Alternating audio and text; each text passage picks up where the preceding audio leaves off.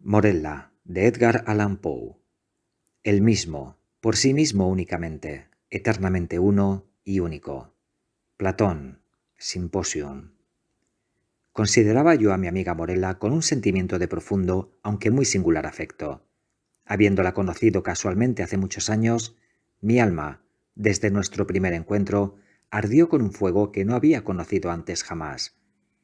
Pero no era ese fuego el de Eros, y representó para mi espíritu un amargo tormento la convicción gradual de que no podría definir su insólito carácter ni regular su vaga intensidad. Sin embargo, nos tratamos, y el destino nos unió ante el altar. Jamás hablé de pasión, ni pensé en el amor. Ella, aun así, huía de la sociedad, y dedicándose a mí, me hizo feliz. Asombrarse es una felicidad, y una felicidad es soñar. La erudición de Morella era profunda. Como espero mostrar, sus talentos no eran de orden vulgar, y su potencia mental era gigantesca.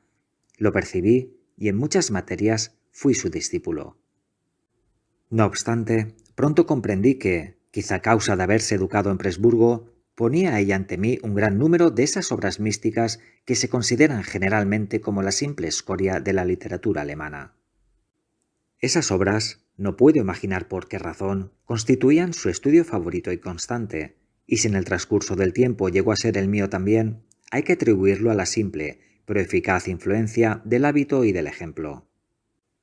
Con todo esto, si no me equivoco, poco participaba mi razón.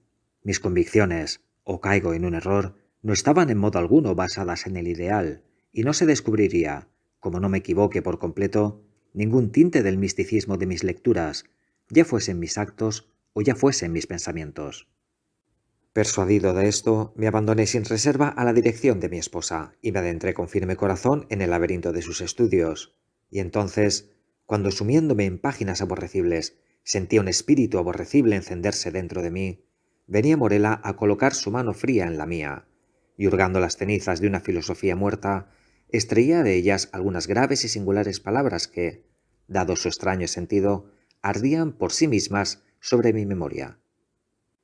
Y entonces, hora tras hora, permanecía al lado de ella, sumiéndome en la música de su voz, hasta que se infestaba de terror su melodía, y una sombra caía sobre mi alma, y palidecía yo, y me estremecía interiormente ante aquellos tonos sobrenaturales. Y así, el gozo se desvanecía en el horror, y lo más bello se tornaba horrendo, como Inón se convirtió en Gehenna. Resulta innecesario expresar el carácter exacto de estas disquisiciones que, brotando de los volúmenes que he mencionado, constituyeron durante tanto tiempo casi el único tema de conversación entre Morella y yo. Los enterados de lo que se puede llamar moral teológica las concebirán fácilmente, y los ignorantes poco comprenderían, en todo caso. El vehemente panteísmo de Fichte, la palingenesia modificada de los pitagóricos, y por encima de todo, las doctrinas de la identidad tal como las presenta Schelling, solían ser los puntos de discusión que ofrecían mayor belleza a la imaginativa Morella. Esta identidad llamada personal la define con precisión Mr. Locke, creo, diciendo que consiste en la cordura del ser racional. Y como por persona entendemos una esencia inteligente, dotada de razón, y como hay una conciencia que acompaña siempre al pensamiento, es esta la que nos hace a todos ser eso que llamamos nosotros mismos, diferenciándonos así de otros seres pensantes y dándonos nuestra identidad personal.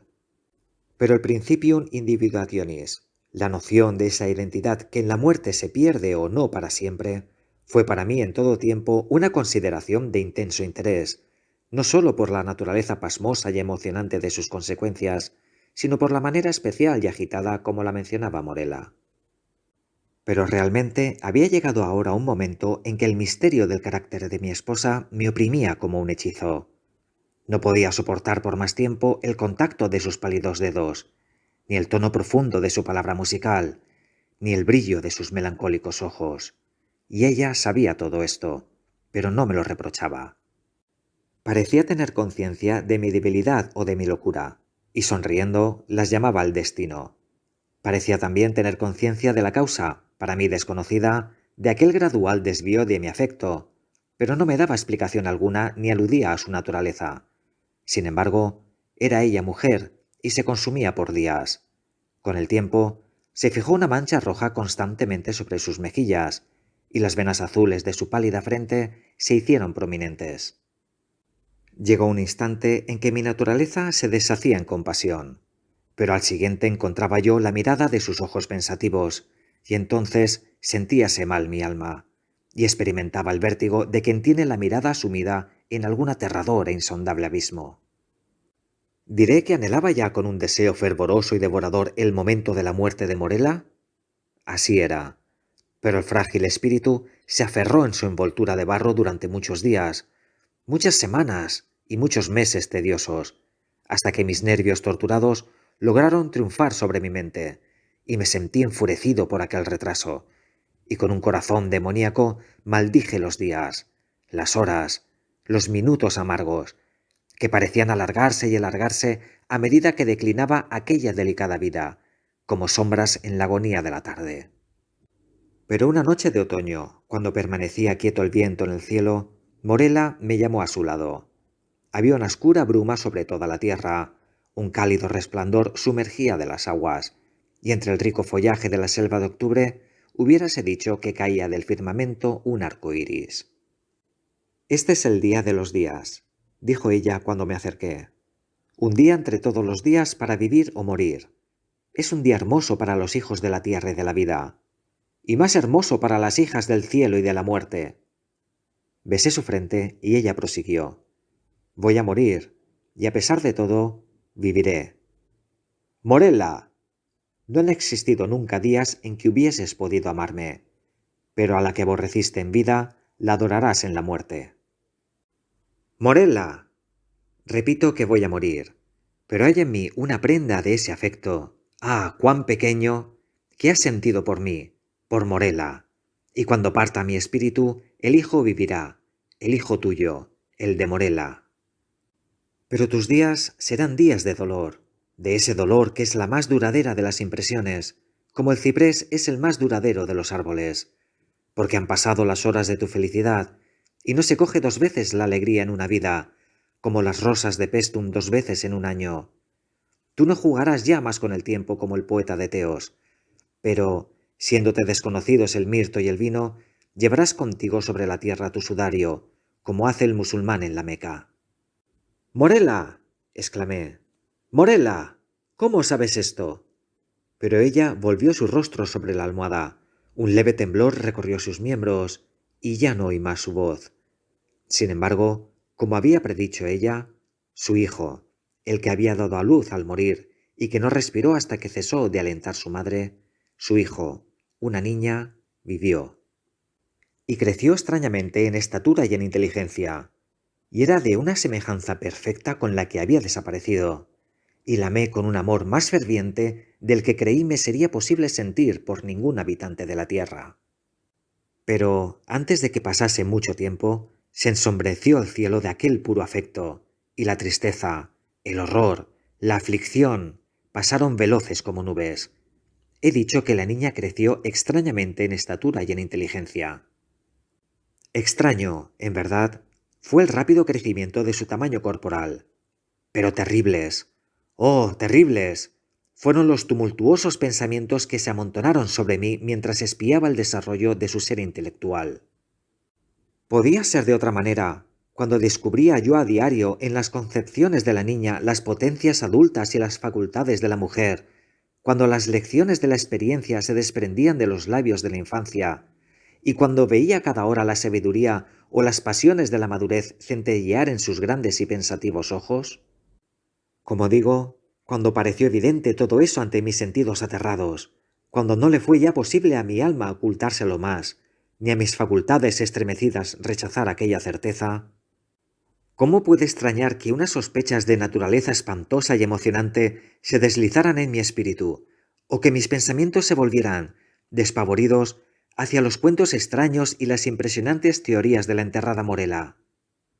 Arranqué a la curiosidad del mundo un ser a quien el destino me mandaba adorar, y en el severo aislamiento de mi hogar vigilé con una ansiedad mortal cuanto concernía a la criatura amada.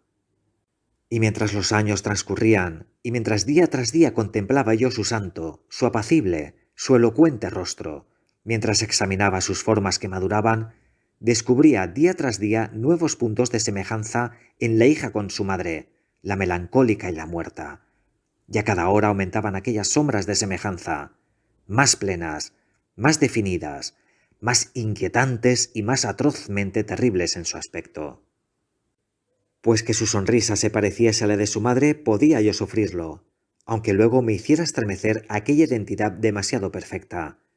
Que sus ojos se pareciesen a los de Morela podía soportarlo, aunque, además, penetraran harto a menudo en las profundidades de mi alma con el intenso e impresionante pensamiento de la propia Morela.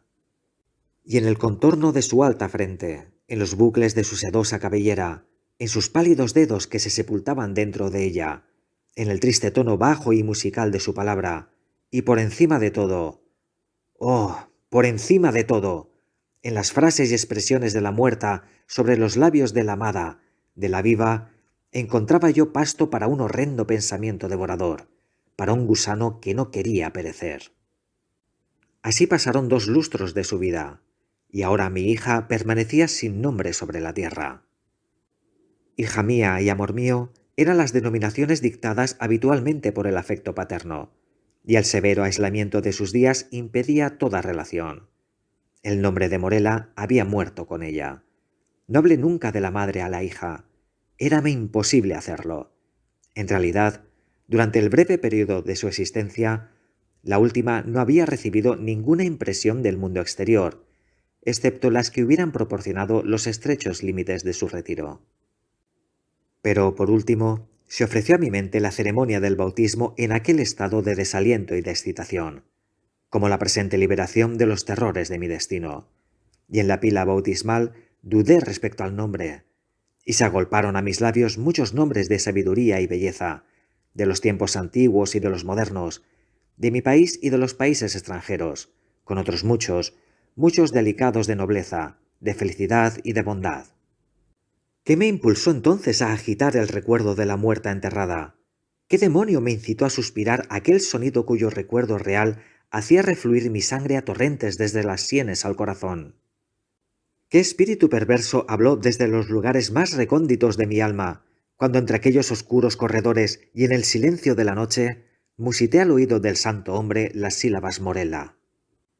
¿Qué ser más demoníaco retorció los rasgos de mi hija y los cubrió con los tintes de la muerte cuando, estremeciéndose ante aquel nombre apenas audible, volvió sus límpidos ojos desde el suelo hacia el cielo y, cayendo prosternada sobre las losas negras de nuestra cripta ancestral, respondió: «Aquí estoy».